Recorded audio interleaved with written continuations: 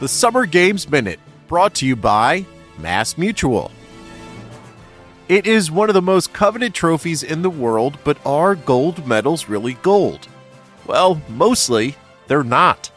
The gold medals given out these days are nearly entirely silver and are plated with pure gold to give them that iconic sheen. Silver medals are, of course, made with silver, and bronze medals are a combination of copper and other metals like tin or zinc. And while winning an Olympic medal is priceless, the value of the materials in the medal are not. In recent games, some of the materials used to make the medals have come from recycled cell phones. Mass Mutual celebrates women's sports history and understands the nuances in how women want and need to manage their finances. With quality product solutions and guidance, a Mass Mutual financial professional can help you plan for both short-term and long-term money goals. Learn more and get started at massmutual.com.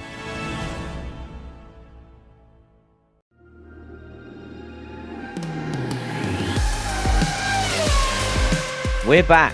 Hopefully you missed those engine sounds and our little theme tune as much as we have, because finally Bring Back V10's Series 2 is here. We'll have plenty of trips down F1 memory lane for you over the coming weeks, meandering our way through the V10 era from 1989 to 2005. And as we did at the end of Series 1, we'll be finishing off by taking your questions. So remember to ask us anything you like using the hashtag BringBackV10s on social media, and we'll get through as many as we can at the end of the series. But this isn't the time to talk about the end of the series, this is all about the start of a new series. And there was one man we barely talked about during our first run of episodes, so we thought it'd be fitting to put that right immediately. I don't really need to offer any suspense here because you've seen the episode title already, and we are finally dedicating an episode to Ayrton Senna. But we wanted to do it a little bit differently. All the great usual stories about Senna have been told brilliantly, whether it's through the film, through all the books, the magazine articles, websites. We wanted to look for something else to give the Bring Back V10's treatment, and we've chosen the only time he completed a significant amount of a race distance in a Williams. So we're looking at his final Brazilian Grand Prix in 1994. Joining me for episode 1 are Edd Straw, who's returning, of course, from last time, and Brazilian TV, radio, magazine, journalist extraordinaire and veteran of 50 years in the industry, Lito Cavalcanti. Welcome, guys. Thanks for coming along. And actually, Lito, I'm going to throw the opening question to you first, as you're our special guest. Thanks for coming along. And when you think of Senna and Brazil 94, what's the first thing that comes into your head? Well, first of all, I must say thank you for inviting me for such a lovely theme. Well, the first thought that comes to my head is Ayrton's frustration, disappointment with the car he had instead of the car he thought he would have. He had dreamed for a long time to drive for Williams, and when he finally got there, the car was not the same. The rules had been changed. Yeah, I think that will be a big theme of the episode as we go through the build-up. We'll go through the winter of 93 and 94 and build up to the season opener of that fateful year for Senna. Ed, we've let you back in after your antics in Series 1, and hopefully you'll stay quiet for long enough at times to let Lito speak and offer some real Brazilian insight for us. But same question to you. What's the first thing that comes to mind? And remember to keep it short. Always. Well, for some reason, always etched in my memory is that shot of Senna in the stricken Williams after he spun at Jinsao and then subsequently rolled onto the grass. And it's just that pulse rate that I always remember, because the pulse rate came up on the screen, 164 beats per minute. It's the kind of thing you suspect you've maybe misremembered, but I look back at the footage, I watched the full race last night, and it was there, 164 beats per minute. I've no idea why it was that, but that's just the thing that I think of first when it comes to this race. Yeah, it was so rare for that sort of data, and still is today. When was the last time we saw a live driver's heart rate during a Grand Prix? Bit of a shame, really, because they're phenomenal athletes, and it'd be nice to know a bit more about what makes them tick physically. Later in this series, we will actually get into how Williams' move for Senna during 1993 resulted in Alain Prost leaving the team a year earlier than planned. We've got an episode coming up in a few weeks focused on the Portuguese Grand Prix of 1993. And I can tell you that having done the research for that, I've never known a 2-week period in F1 with so many major stories going on at the same time. So I already think that might be our longest episode ever when we get to it. But today we're focusing on Senna's first race for Williams. So we'll pick the story up when the deal was officially announced, which was in October 1993. And Senna says the move is a dream come true and that he has finally come together with Williams 10 years after the team gave him his first test in an F1 car at Donington. He also says, I am really looking forward to driving a Williams Renault in what I consider the beginning of a new life in motor racing for me. Lito, would you say that after the time Senna had with McLaren, was it right that at the end of 1993 he did need a new life in F1? Absolutely. I have no doubt about he really needed it, mostly because he was coming from a hungry time. He had been facing winless races for too long for his personality, for his mind, and he always needed victories to justify the way he coped with motorsport. That was his life. And it was not about coming home second, it was about being first. And he hadn't got it in McLaren for the last seasons. He was a little disappointed with McLaren falling back. So, yes, he really needed it, Glenn. And Frank Williams, at the time of the announcement, did pay tribute to Prost, who, of course, was the outgoing world champion. And Williams were effectively having to pay Prost to sit on the sidelines to make way for Senna, because Prost was initially on a 2-year contract. And Williams said Senna was the only appropriate replacement for his arch rival. Frank also said, I have always wanted Ayrton to drive for Williams. And he added, I have been talking to him for 10 years and suddenly there was an opportunity. So I want to look at this relationship a little bit between Senna and Frank. We know Senna turned down an offer from Williams as he stayed loyal to McLaren and Honda for 1992. And then he offered to drive for Williams for free in 1993. But by that point, Prost already had his foot in the door, so that was never going to happen. A few years ago, Maurice Hamilton, experienced F1 journalist, wrote an excellent book about Williams' history. And we are going to cite that a few times in this episode. And in that, Frank's late wife, Ginny, revealed a bit more about how close Frank was to Senna. This is what she said. Frank and Ayrton had an extraordinary relationship.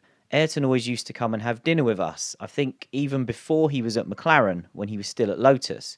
He and Frank would have very long conversations after races, even during the McLaren time. I always knew when Frank was talking to Ayrton because Frank would be silent. When Ayrton signed, Frank was thrilled. I think everyone thought that Ayrton and Williams and Renault would be the golden combination and no one could get near him. Now, Ed, what I want to pick up on there is it strange for a driver to have had such a close relationship with a rival team boss that up to this point he'd never driven for? You know, Williams and Senna were often prime rivals, yet according to Frank's late wife Ginny there, they were in constant deep conversations with each other. Is that strange? It's certainly unusual. I guess they clearly saw eye to eye, shall we say. They had that mutual desire to win, so that probably gave them something in common. And I guess once you had that initial connection from that first test at Donington, and then there was such a protracted period, there was that mindset that both sides will have felt it was their destiny eventually to team up. So I guess it was logical for Senna to keep a dialogue open with Williams, because when it was McLaren doing the winning, that was good. But when McLaren wasn't winning, normally it was Williams. And for Frank Williams, Senna was the guy doing the beating of Williams in other cars. So I guess they felt they understood each other, and that there really was this destiny for them to team up and conquer the world effectively in Formula One. So yeah, everything pointed to 94 and then the great success that was to follow. Lito, was that something that people were aware of in Brazil, or is that a surprise to hear that Ayrton would have a relationship like that with, you know, a rival team boss? Complete surprise. I didn't have a clue about it. I didn't. Okay. I couldn't even wonder. I'm still surprised because loyalty was a very, very bold piece of Ayrton's character, and it felt like, I don't know, it was strange at least. Yeah. Well, I mean, let's talk loyalty, because the contract was signed in September and the deal was announced in October. And by the time of the Australian Grand Prix, which is in November, where Senna won his final race for McLaren, Ron Dennis was still trying to get him to change his mind. Ron opened up on his relationship with Senna on the McLaren website back in 2014, which was to mark the 20th anniversary of Senna's death. Ron said, "We had people in the team who were all over the place emotionally. And I said, for goodness sake, I'm trying to get him to stay here, be calm. He was hovering, really hovering. But he was a loyal guy and he told me, look, I've signed a contract and I've made a commitment." Even on the night of the race, he was still hovering. I could see Ayrton was wrestling with loyalty. As disastrous as our Peugeot experience was, the moment I told him we had factory engines from Peugeot for 1994, which was after he left, he told me that if I'd done that deal 2 months earlier, he would have stayed because he could not see a way to win without having a factory engine. Now, Ed, not only had Senna signed his contract by the point of Australia, which Ron's talking about, but this had also been announced for basically a month. So there's no way, surely, Senna would have gone back on it anyway. And Lito, of course, said he was a very loyal guy. Is this just wishful thinking from Ron at the end of 93? Yeah, I suspect it's the single-minded determination of Ron Dennis combined with a little bit of unrealisticness, I think we should say. Just believe that anything is possible. Obviously, the previous season, at the start of 93 and for the first part of the season, there was all that uncertainty about Senna's role with the team, whether he'd keep driving. So maybe he thought, well, we managed it last time. But also, I guess the stakes were really high because Senna was the only proven top championship winning driver active in F1, so perhaps an element of desperation as well, or even a sense of entitlement that Senna was a McLaren driver. But I'm not remotely convinced that anything Peugeot had to offer would have made any difference at all, and it doesn't really fit in with the timelines. And given how late they were with that engine and the power levels it had when it got going, I don't think there was a way for this relationship to be rekindled. Certainly not for 94. No, and it's worth noting that when the deal was announced, Senna was asked about the Peugeot news, and he said it was not relevant because he'd decided some time before that he needed to leave McLaren. And Senna reiterated this in an interview over the winter with journalist Karin Sturm, who he was very close to, and that ran in Autosport magazine in December. And there he said, "It was time to go different ways, time for a change for me. I made this decision quite a long time ago. It had nothing to do with the engine." He said he knew Ron was talking to Peugeot and also Chrysler, which we will talk about in the Estoril 93 episode. And he said Ron's priority was chasing Renault, but he said he had to move on despite any alternative Ron could present. Senna said he never even needed to tell Ron he was leaving because Ron knew it was coming. And he mentioned, and Senna said, the difficulties we found, some different points of view about the way things happened during their final 3 years together made it inevitable. Now, Ed, in our Nigel Mansell McLaren episode, which was obviously a much shorter time they spent together than Senna and McLaren did, there were claims from Nigel in his book that he'd always wondered why Senna chose to leave McLaren, and when he got there he could see why, because the team had fallen behind technically. Do you think maybe that's what Senna's hinting at here, that he'd worked that out by the end of 93? Yeah, it's very, very likely. And of course, Mansell had a great perspective on that because he was going from Williams to McLaren, so he was going the other way. And I'm sure Senna could see the shortcomings. The very obvious one is the engine situation. Obviously, Honda fell behind Renault, then pulled out. And it took a little bit of time with the customer Fords. Then they got upgraded to work spec status. But they got the Peugeot deal, but there was no guarantee that alliance was going to bear fruit, and indeed it never did. So it wasn't just the engine side, though, because in McLaren's case, although down in the future they linked up with Mercedes and had all sorts of success, also the car side was a problem. With Adrian Newey, Williams had set new standards for the aerodynamic philosophy and understanding. McLaren simply wasn't at that level, and indeed it wasn't until McLaren got Newey that everything once again aligned for it, and it was a championship winner again in 98. So, McLaren was still only a third of the way through a 6-year fallow period in terms of titles when Senna left. So clearly he'd have seen some of that. He wouldn't turn his back on a team that he knew was going to be successful for one that he didn't think was going to be better. And I'm sure that Senna and Mansell saw a few of the same signs, even if Mansell only had a very brief exposure to McLaren. Yeah, and this interview I'm referring to with Senna in 93 is fascinating, and there's a lot of things about his mindset which I think would be really interesting to talk to to Lito about, and he talks about the expectations and the pressure that he felt was placed upon him in F1 at this time. And he says, the fact that after Prost's retirement, I will be the only remaining world champion, the only remaining constant winner, will definitely increase the pressure. This is quite a unique situation for F1 in the past 10 years or so. Everything will be even more concentrated on myself, all the public interest. I hope I can cope with it somehow. It won't be easy. I have been waiting for it for so long to start this new life from the moment I decided to change directions. I know that this new life means a big challenge for me. I've been waiting for it impatiently. I need it for my motivation. I am like a child waiting for his first chance to play with a new toy. Lito, those comments about the awareness he had of the amount of pressure he was going to be on and all the spotlight would be on him, what does that tell us about Senna the man by this point in his life? Are you surprised that he spent time thinking about those things, or is that just the way he was, that he would always have this awareness of the world going on around him? Well, not that much, because one of his constant concerns was about his public image.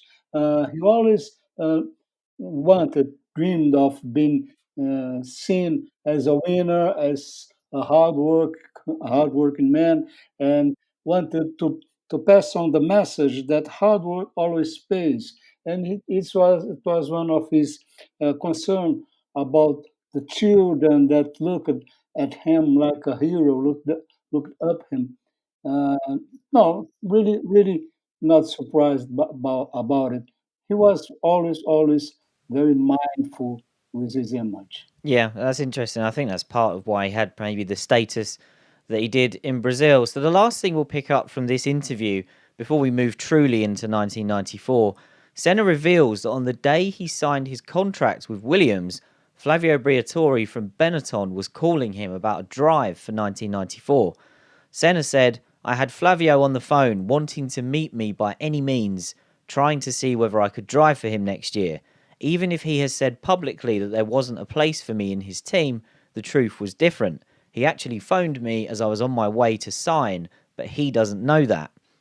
And Briatore has spoken about this when he appeared on Formula One's Beyond the Grid podcast with Tom Clarkson.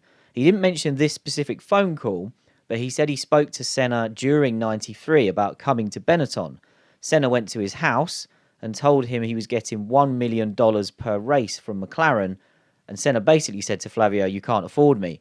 Sure enough, Flavio offered him $8 million that he'd been able to get from a sponsor that was willing to pay for Senna, but he was told no chance.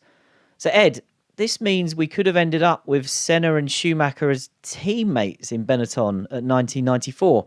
How do you think that would have gone? I suspect it would have gone absolutely terribly, actually. It's the last thing Benetton needed. You know, this team is very focused on its lead driver. We saw that in the future as well. Schumacher was well established and ready to win, so it made sense for him to be the driver they backed. I mean, obviously, Senna in a Benetton would have been formidably quick. He'd have had no problem being successful there, but I just don't see the benefit Benetton would have got from partnering Senna with Schumacher at that time, other than it would just take off the board probably the one other driver who could beat the one they already had. So, yeah, I just don't think it was really very wise. I doubt if Flavio had really thought it through fully at that stage. The bottom line is they did not need to sign Senna, beyond the fact that any team could have benefited from Senna. Those working at the team at the time knew Schumacher was ready for a title push. Pat Simmons, who was engineering him, was saying that they felt Schumacher was ready for a title push in 93. It's just the car wasn't quite good enough. So, yeah, and there would have been all manner of fractiousness, I imagine, with Schumacher trying to assert himself and Senna quite logically expecting to be the number one driver. So I just can't see that being a relationship that would have worked. But it would have been enormously fun, I imagine. Oh, it'd been so entertaining, wouldn't it? And actually, I think we might mention this in the Estoril 93 episode. McLaren were trying to get Schumacher, so maybe Flavio was trying to cover all bases in case he thought he was going to lose him. But I like the idea. I prefer the idea of talking about them as potential teammates and the fireworks we would have had.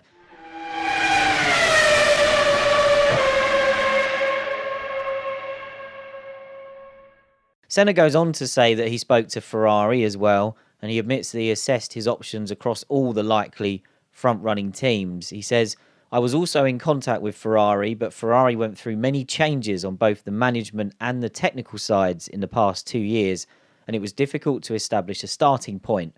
Before finally making a decision, I tried to find out from the 4 main teams what their potential was for me, both technically and commercially speaking. And I found a lot of open doors. If I can be competitive and do a good job, any top team must have an open door for me.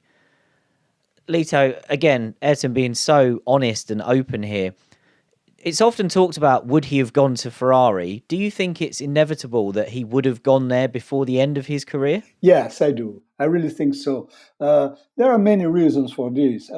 First of all, because Ferrari is the biggest team, is the most historical team, and there's also a cultural aspect about it because Senna was from São Paulo. São Paulo has the widest Italian population out of Italy. There's a huge influence of Italians in the whole town. And Senna was a typical Paulista. And of course, he had Ferrari in his mind since he was a kid. I'm really sure it would happen someday if he had survived that day in Imola. Yeah, I always think it would have been that maybe Senna would have been the one Ferrari took around the time of 96, 97 instead of Schumacher. Senna maintains this open and honest mood when he attends a massive media day in Portugal in January, where Williams reveals its new title sponsor and livery for 1994. The new car isn't ready, but Senna and Damon Hill are driving the 1993 car without active suspension, so it's now known as the FW15D. Senna admits he was struggling to maintain his excitement for F1 during 93, and he hopes that changing teams will give him a boost. He also says that earlier in his career he would have attended a media day like this and been trying too hard when he was driving the car and pushing himself too much. But he says now he's more experienced, he's learned a lot, and he now has the self-control not to take the car to the limit in a January test in Portugal, because that's not the purpose of the day. It was also put to him that he wouldn't usually turn up in Europe in January when he was at McLaren, which he counters by saying McLaren's cars were always ready so late that he didn't need to. But I think Alain Prost and various other McLaren test drivers would probably disagree that there was no work to do in January. Lito, if you think back to the start of 94, when you see Ayrton in the blue and white overalls of Williams, did we see a freshly motivated man and perhaps someone who was more mature than we'd seen in the past? Yes, for sure. But he was really motivated. And yeah, there was another Senna, no doubt about it. Not anymore that almost wild kid he was when he came to Formula One, and that's why he was so deceived with the car he was driving. I have it clear in my mind. In '94 in Brazil, during the Friday free practice, he met Raul Boesel. Raul was a contemporary of him in their first steps in British Formula Ford, and they started to talk. And Raul asked Senna about the car, and Senna said, "Well, now I'm not so sure I made the right move. I wish I was like you, doing Indy cars or a category like the one you're doing, because you can always change the car. You just go and buy another one. I cannot do it now, but that's the way I feel." It was really, really. He had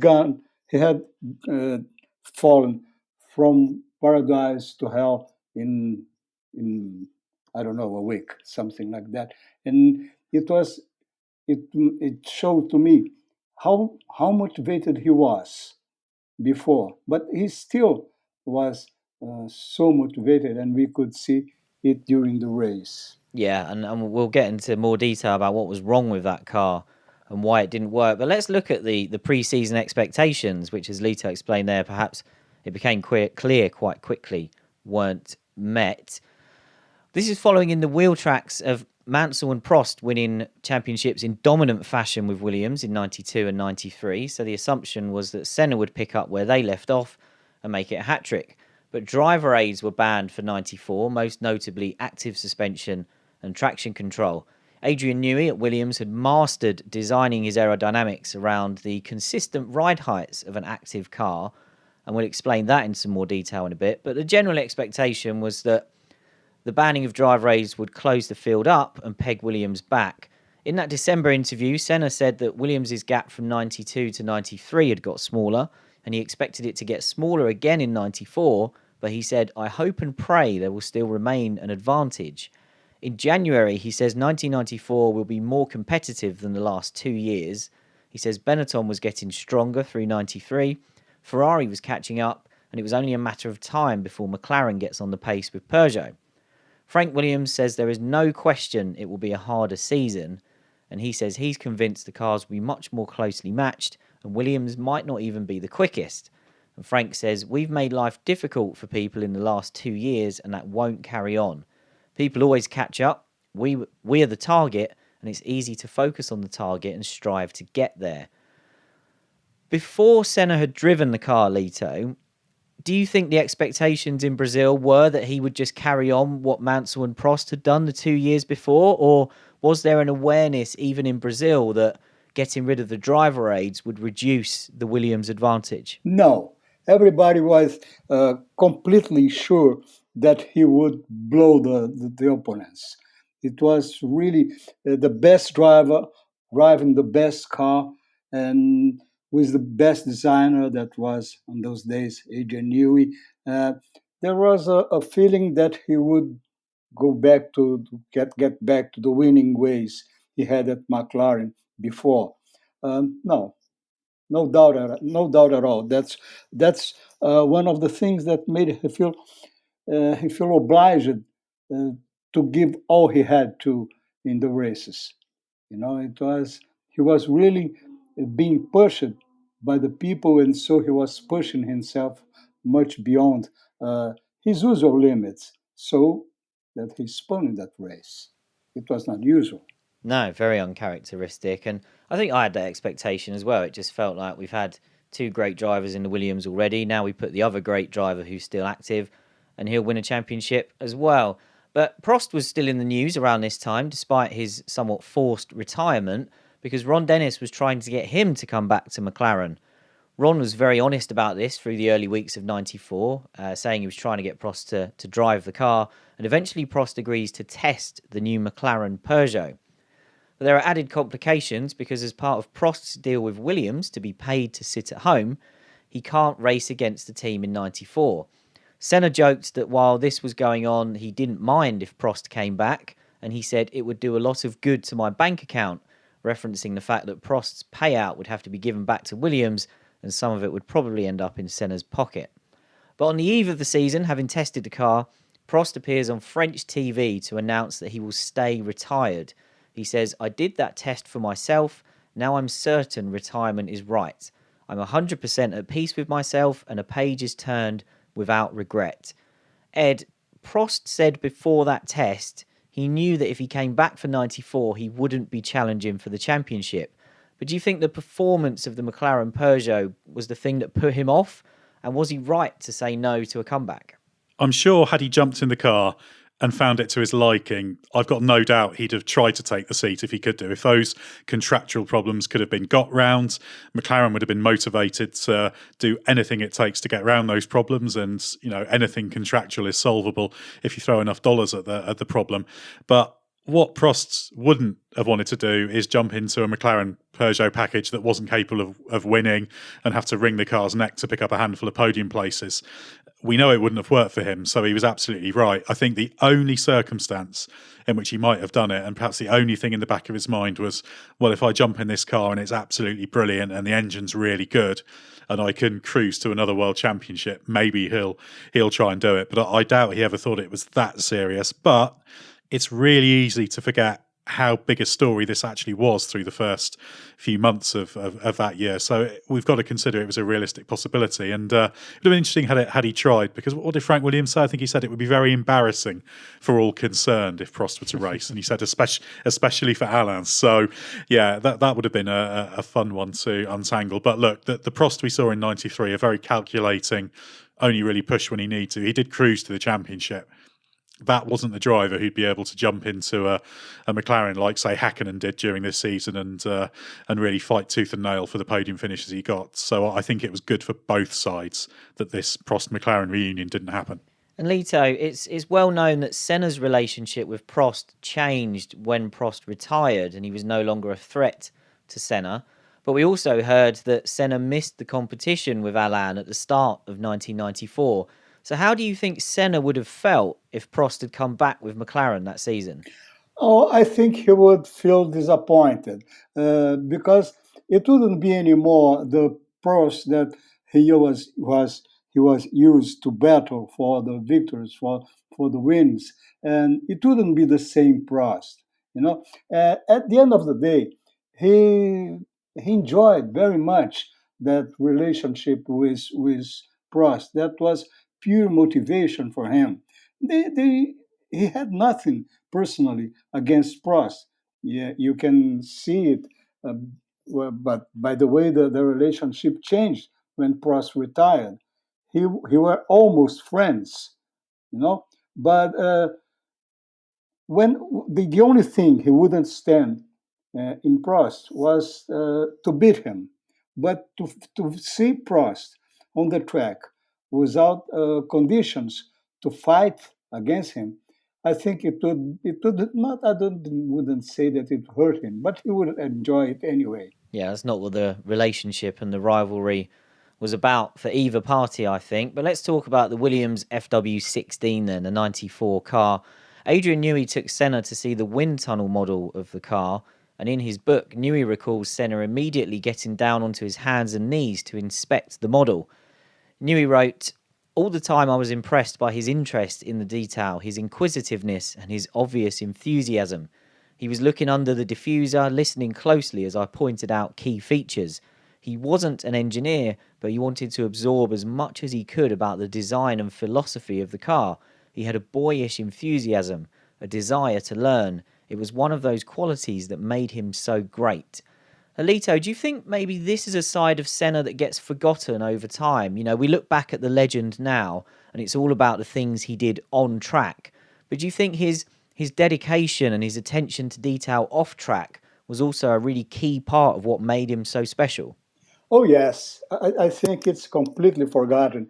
But who remembers him from his days in Brazil in going kart races?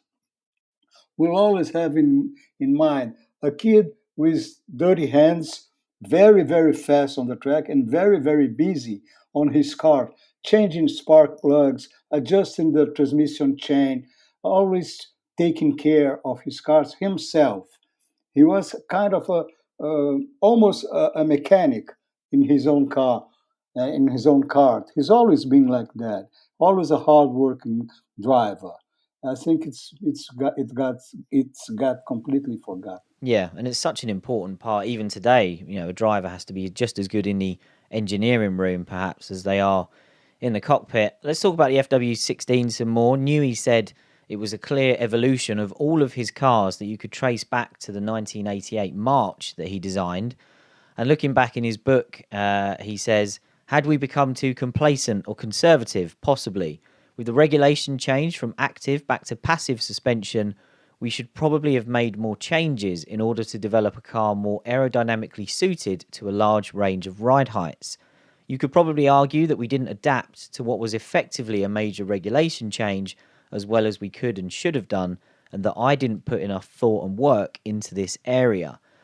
Ed, even we can tell now, with hindsight, that this was a huge regulation change, and that the switch back from active to passive suspension would completely change F1 aerodynamics. So was it a sign of perhaps how basic even a genius like Adrian Newey's understanding was of aero at the time, that even he hadn't quite tuned in to what a big deal this was for 94? Yeah, well, he said it, hasn't he, that they should have maybe taken a few more steps back. But it is difficult because that whole aero philosophy, and the aero philosophy goes all the way back to the March 881 of 1988 that he followed through. But for the past few years before 94, it was developed around an active ride car, also with traction control as well. And actually, I remember interviewing Damon Hill a few years ago about this car, and he suggested that there was some kind of instability in the car that perhaps was initially partly exaggerated by the going to the narrower tyres in 93, but that things like traction control also played a part in not showing up in the same way, because if you have a little stall and the rear starts to step out, it can be controlled a little bit if it's happening on the power. So that there's probably that thing of not necessarily knowing where your weaknesses are because you've shrouded them.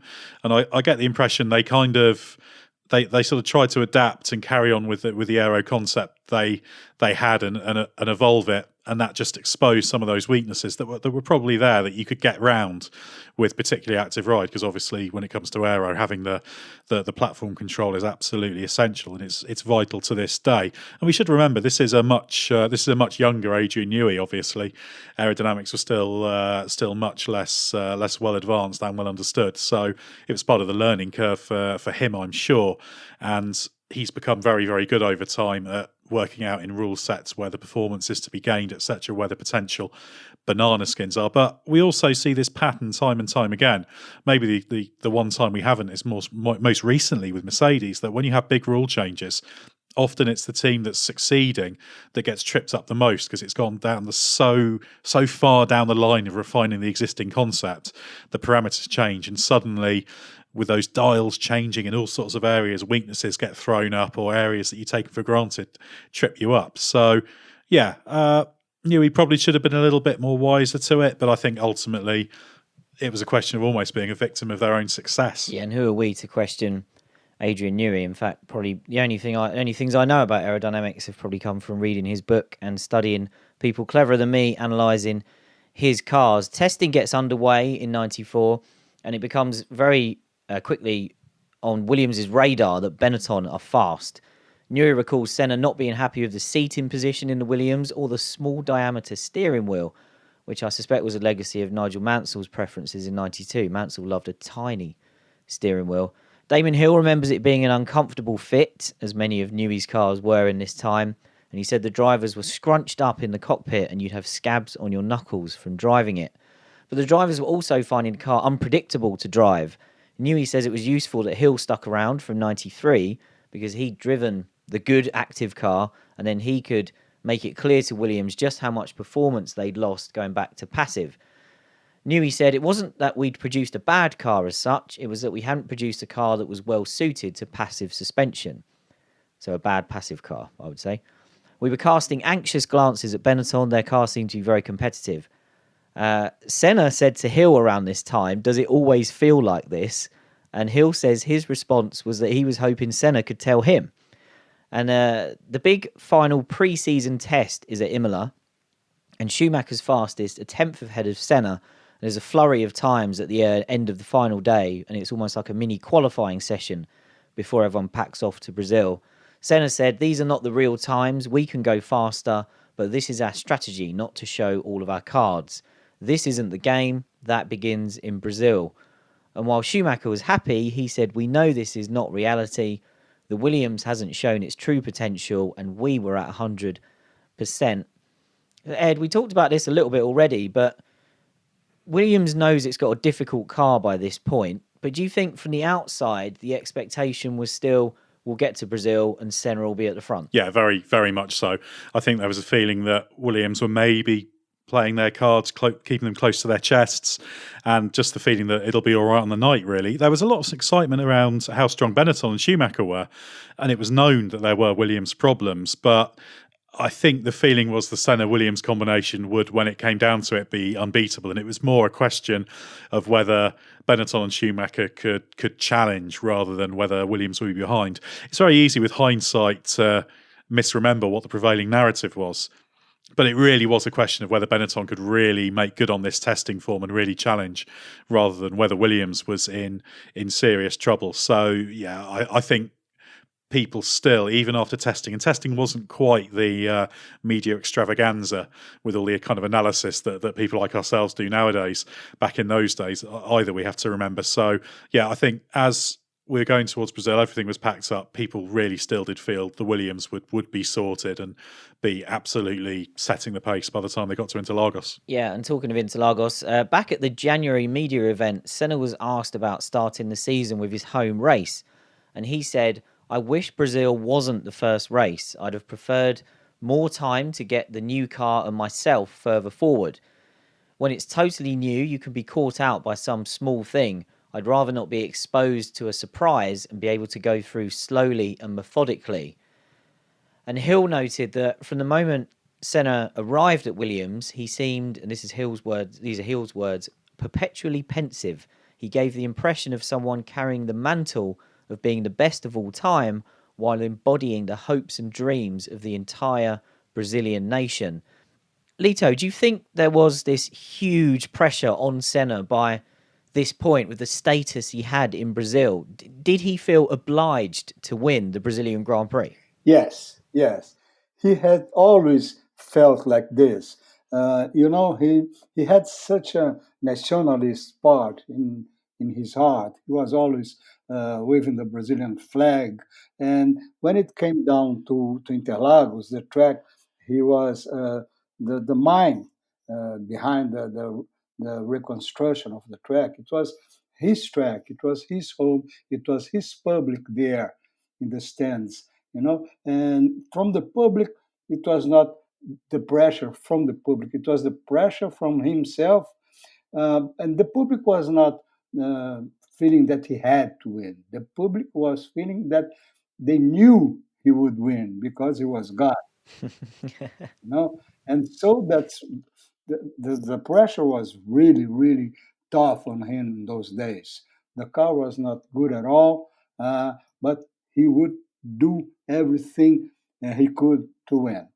And yes, he felt like that. He was a little, I wouldn't say smashed, but he was bending under that pressure. Yeah, and when we get to the race weekend, he's still getting the job done as we go through the sessions. He's fastest in every session leading up to the race, including the Sunday morning warm-up. And he's on pole position by 3 tenths ahead of Schumacher after rain hits the final part of qualifying and interrupts a little back-and-forth battle they were having. Jean Alesi and Hill are on the second row, and they're both more than a second back. And Hill says it was a measure of Senna's brilliance that he put that car on pole, and Hill calls the 1.5 second gap between them shocking. Newey says Williams was still having problems with the car, but Senna hung on thanks to his phenomenal control, and even Newey agrees that the pole position was a measure of Senna's ability rather than Williams's superiority. Ed, do you think that was appreciated at the time, or did Senna's 63rd pole in F1 just feel like business as usual? I don't think anybody outside of the team really appreciated how mighty that performance was. I think everyone just looked at that equation, Senna plus Williams equals pole position. So, of course, he was going to be on pole. And actually, it did equal pole position 100% of the time in Formula One, albeit it was tragically only a sample set of 3. But doing it at Interlagos was particularly impressive because this was a car with a tendency to have aero stalls. It was exacerbated by the bumps. Interlagos has never been a particularly smooth circuit, it's safe to say. So this was a really, really hard place to do that. So, yeah, I think this was a supreme effort by Senna to put it on pole.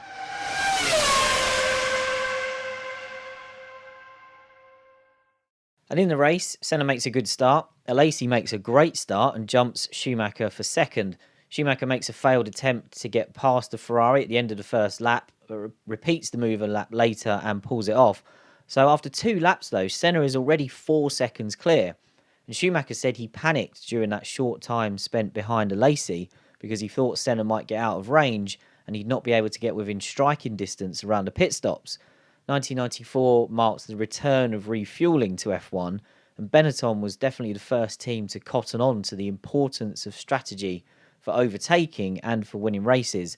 Pre-season, Frank Williams had said that teams would just fuel up for as long as they felt the tyres would last, because that would still be the determining factor in when pit stops took place. Ed, is that a sign of how primitive F1's understanding of the strategy of refueling was when this came back in 94? We touched on it in our Hill versus Schumacher episode in the last series, that Williams would spend a lot of 94 getting outfoxed strategically by Benetton.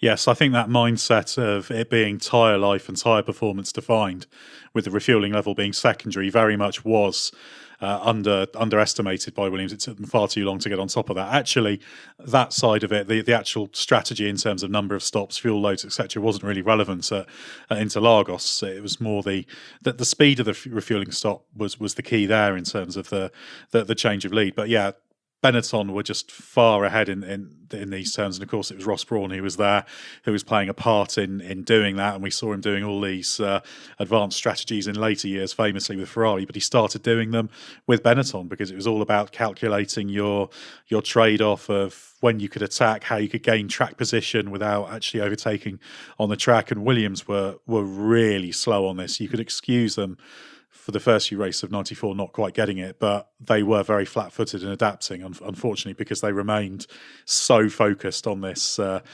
tyre life defined strategic approach. So yeah, everything, Benetton was just the sharper team in that regard.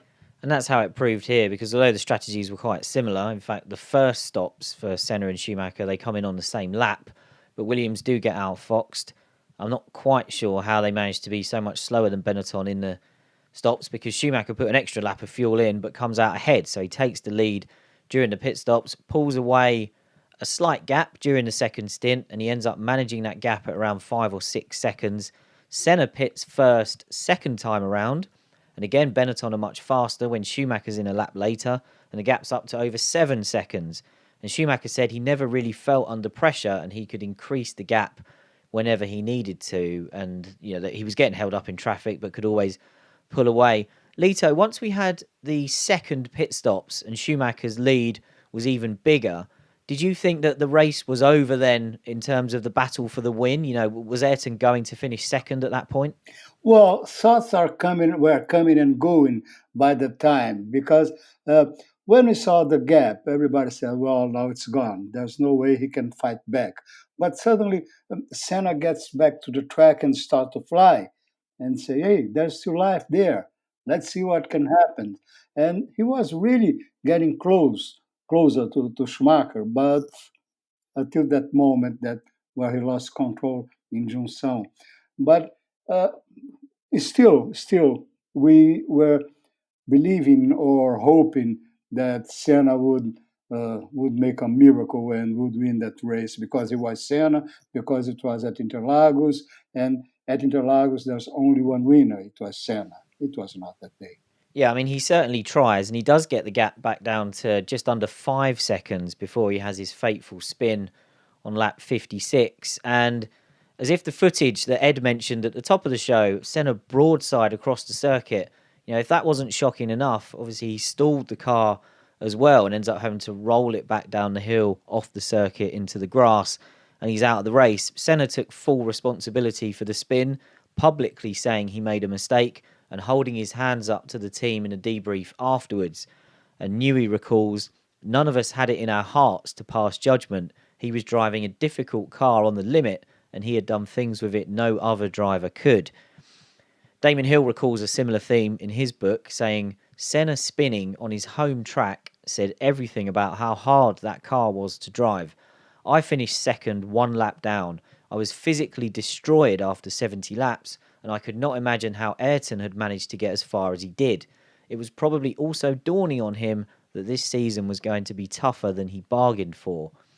Ed, do you think at the point of the spin, was that when it started to dawn on the rest of us that this wasn't going to be another Williams walkover, or was there still that perception, like you mentioned, that Interlagos can be a funny track and maybe Williams just had a tough first race? I think it certainly started people taking the problems more seriously, although if memory serves, the questioning was more of Senna himself and whether he was struggling a bit under the pressure of expectation and the home crowd, etc. And all the signs were there, and probably even then we were still expecting Williams to sort it out. But what we saw there was Senna just pushing so hard, hoping against hope that he could do something against a superior car ultimately in the Benetton. So yeah, I think probably we knew it at that point. It wasn't going to be as easy a season and a kind of 14 win season or something.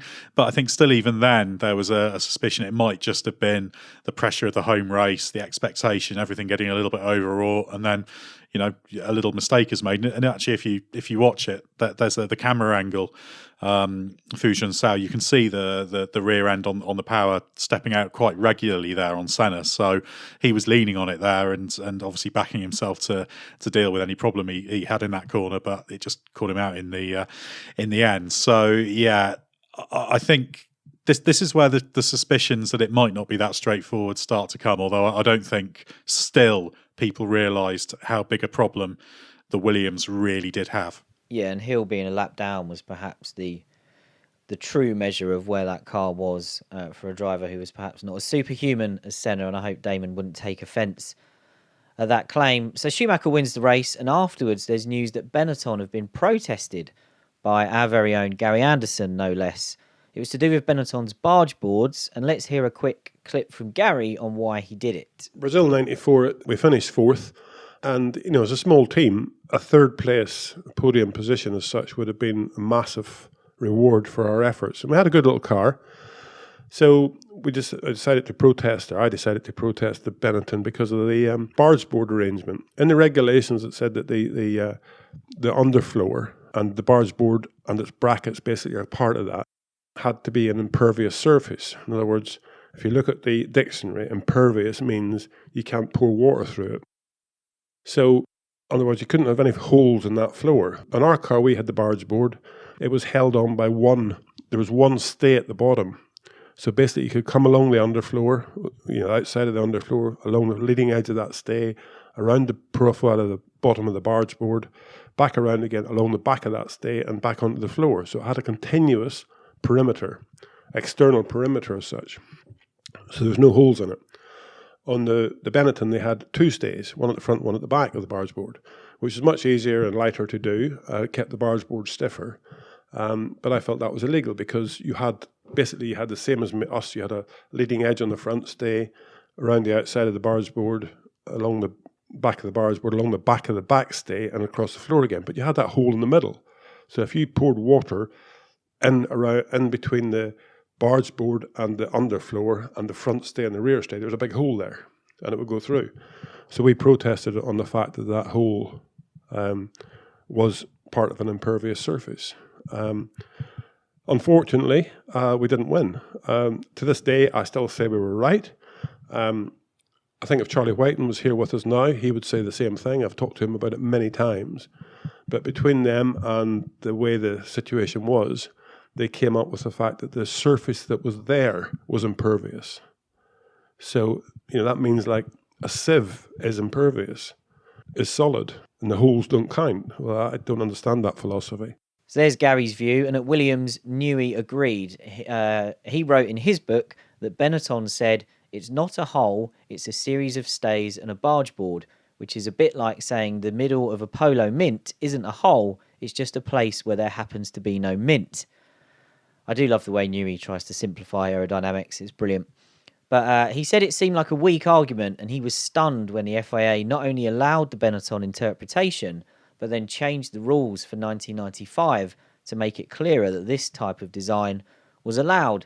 So, Ed, whose side are you on here? Benetton's or Gary Anderson and Adrian Newey? Yeah, well, I'm obliged to side with Gary Anderson and Adrian Newey through, obviously, the race's own Gary Anderson and also Adrian Newey. He knows what he's talking about. But the argument they make is impossible to counter convincingly. And the very fact that the rules then had to be tweaked to actually say what the interpretation claimed they said, I think says a lot. But Ross Brawn was always very, very good in the way he dealt with the powers that be in Formula One, shall we say? So I'm sure he'd have run that past Charlie Whiting at some stage previously, and they'd accepted the interpretation of that. So I think that probably played a part in it. It was almost sort of preordained that interpretation was accepted. So yeah, that just becomes a bit of a footnote to that race. But there was grounds to question the Benetton. I think Gary was probably quite right to protest it. I was slightly surprised Williams didn't consider doing the same, actually. Yeah, that's a good point. And I think not Benetton's only brush with the authorities in 1994, of course, and they wouldn't always come out quite so clean in the future. But we'll spend the last part of this episode trying to explain a bit more about what was wrong with the Williams at this time. We're not going to go into Senna's other two appearances in 1994, because that's not what this is about. We want to use some of that time with what was going on behind the scenes at Williams to get a better explanation of why the FW16 was a flawed car at the start of the year. Newey writes in his book, Ayrton must have been cursing his flawed timing. He joined a hugely successful team only to see them lose their competitive edge. Still, I struggled to understand what was wrong with our car. Something was unstable in the aerodynamics, which meant it had to be related to the ground effect. The two things closest to the ground are the front wing and the floor, so it could be that the diffuser or the front wing was stalling. Newey skips the Pacific Grand Prix to work on the problem, and he joins a small test crew that go to Nogaro in France with Hill to conduct some tests. Hill complained that the car was porpoising, which is bouncing up and down effectively on the straights, so Newey went to watch from trackside so he could see it as well.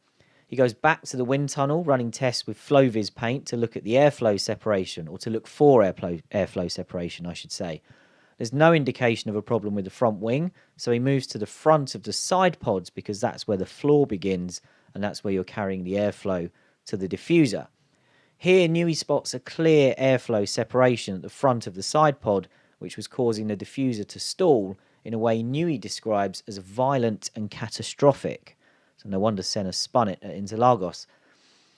He describes it as a simple geometrical problem with a simple solution, which was to shorten the side pods.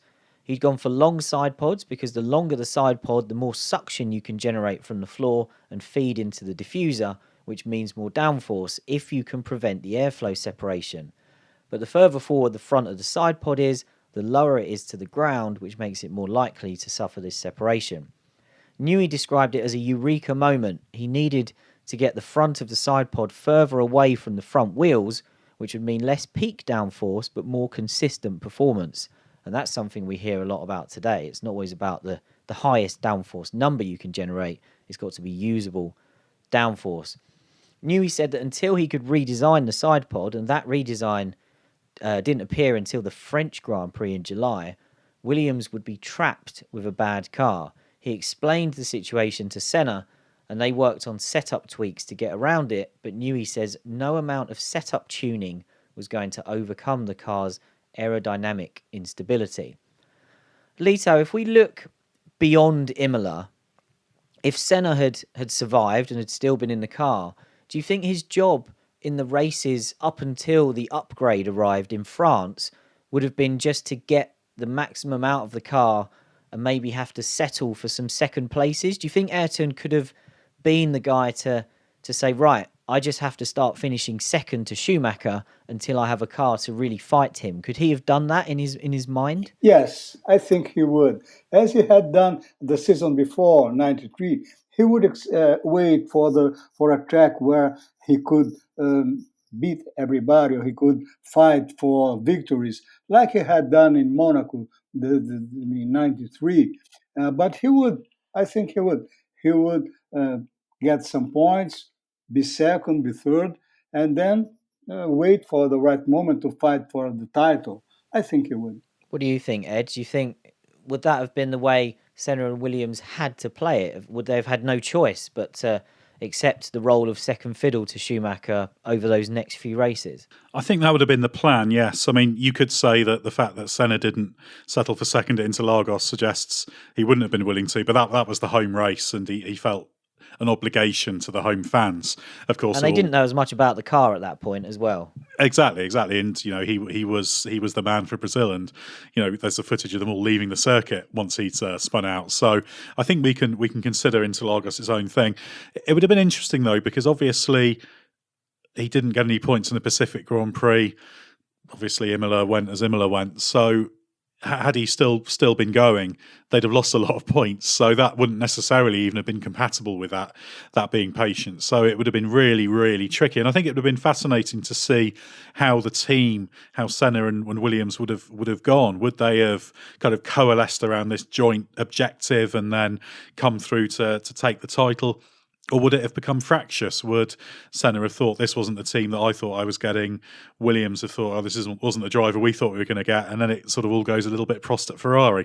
I suspect it would have worked, but you don't know. That's the fascinating thing. And it's it's a real shame we did never get to see that play out, and we don't get to see Senna and Schumacher as title rivals. That's why it's great we've talked about this race, because this actually is the only race where for any substantial period of time we see Senna and Schumacher racing each other as title rivals. So it's a very special kind of time capsule of what if because of that. Yeah, and it's not something that really gets remembered. I feel like the moments that are encapsulated from 94, of course there's Imola, but other than the spin at Interlagos, it's being in the gravel in Aida and listening to the track, what he thought was the traction control on the Benetton from trackside. Those are all the moments it's been boiled down to. So yeah, it's almost a novelty to go back and look at Senna completing 50-odd laps of a Grand Prix in a Williams. And Lito, do you still think, we'll give the last word to you here, is it strange to think back of the